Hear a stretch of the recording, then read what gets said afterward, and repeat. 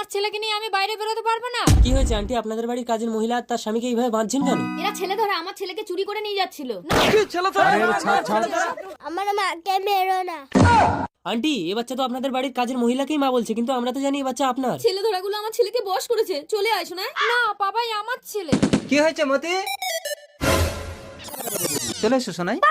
ছেলে তো ওর বাবার কাছে, তাহলে এটা কি? মা আন্টি, আপনার ছেলে তো আপনার স্বামীর কাছে। আরে এদেরকে বেঁধে রেখেছো কেন মতি? দুজনকে হুবহু একই রকম দেখতে, তাহলে কি আমাদের বাড়ির কাজের মহিলার সাথে তোমার লাইন আছে?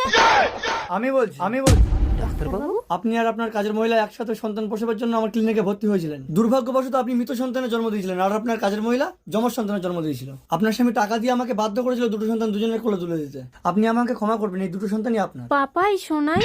মতি, মতি, মায়া, মায়া তুমি আমার স্ত্রীকে বাঁচাও, সোনাইকে ছাড়াও বাঁচবে না। মালকিন, জন্ম দিলেই শুধু মা হওয়া যায় না, লালন পালন করেও মা হওয়া যায়।